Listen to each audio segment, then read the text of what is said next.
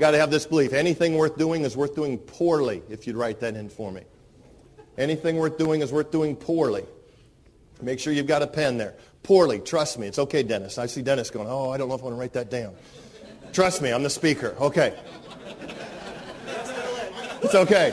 Here's what I mean. Think about anything you do well right now. It could be, some people don't do the best inspection. Is that possible? Okay, here's the thing. How about closing? How about following up? How about cloverleafing, asking for referrals? Or anything you really do well, did you pick that skill up overnight? Okay, here's the key. You probably did it poorly for a while. Does that make sense? It's one of the things I've got 3 young kids right here. I've got 5, 7, and 9 months. And one of the things when they're learning something new, I let them know, hey, you're not going to master this overnight. Does that make sense? It's okay to do stuff poorly to get to the point where you do it well. Because if you only do things you already know how to do, everybody, you're never going to learn how to do anything different. Does that make sense? So it's okay to do something poorly. The key is just don't repeat the same mistake over and over. It's like learning how to ride the bike. Let me gauge the audience here. Everybody look at me and smile if you would. Okay, how many of you talk to yourself? I'm curious. How many of you talk to yourself? And most people's hands went up right away. I noticed, Robert, you weren't the only one. Most people around you were like this. Robert went. What was he doing? Talking to himself. Somebody talks to himself. Some of you are like that too. Because, when you're learning how to ride a bike and you can't ride it yet, you're talking to yourself. Most of you were talking negative, right? Geez, I can't. Then finally you get the weight underneath you, and in that moment you learn how to ride the bike. Does that make sense?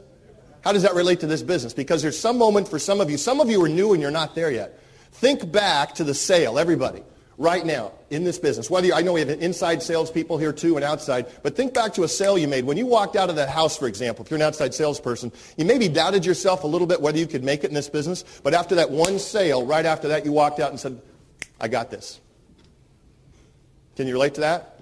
Every call was different after that. Okay? So give yourself the ability to do something poorly, because I'm going to challenge you. Because I would wager you're all good.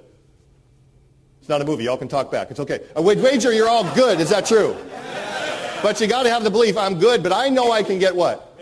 Even better. Next fill in the blank there for you. Key point here. It says frustration. It's okay to get frustrated. It says frustration is good, if you'd write that in. Frustration is good. It's a natural part of learning. The people who never get frustrated, how do they go through life? Right? They never try anything different because they tell themselves they probably can't do it anyway. Right? Frustration is good. Now here's the thing. Have you ever had a frustrating call out in the field, anybody? Okay, I spent a day in Atlanta, and one of the calls we went on was, it was an inner city home in Atlanta, entry holes for the rats all over, termite infested, crawl space, no flooring on the floors when you walk in, doing a presentation, guy chewing Copenhagen in a bucket that hadn't been cleaned out in a month. Okay, ever been there? Okay, interesting. Well, the amazing thing is for a variety of reasons he's still following up. He hasn't made that sale, but the neighbor came over from next door when he saw the truck and he made that sale. Okay? Sometimes you have to do that because some people complain. Is that true? Oh, geez, I have to drive all the way out there. If you're going to drive all the way out there, you might as well sell it. Is that true? Okay, absolutely. Because frustration is good, but here's part of the key. Cross out the word frustration. Put in the word fascination. Fascination.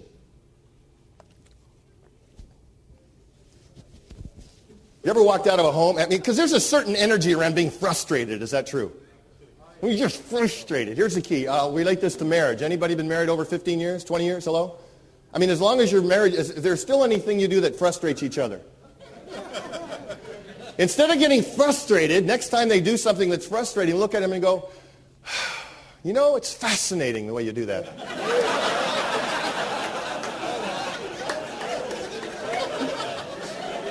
My belief is this. I'd much rather go through life being fascinated than frustrated. So next time you have a sales call that doesn't go the way it should, have you ever had one? Hello? You walk out of the home and go, you know what? That was fascinating.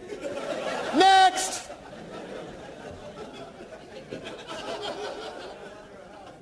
You got to put that stuff behind you quick, don't you?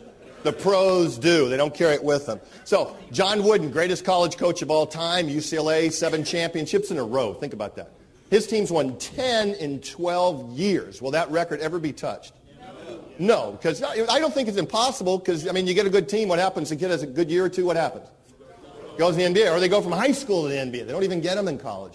But Wooden would say this to his peak performers. He said, remember, it's going to be what you learn after you think you know everything that's going to make all the difference in your career. You got to have this attitude. Next fill in the blank there. It says this, be an adult rookie. An adult rookie.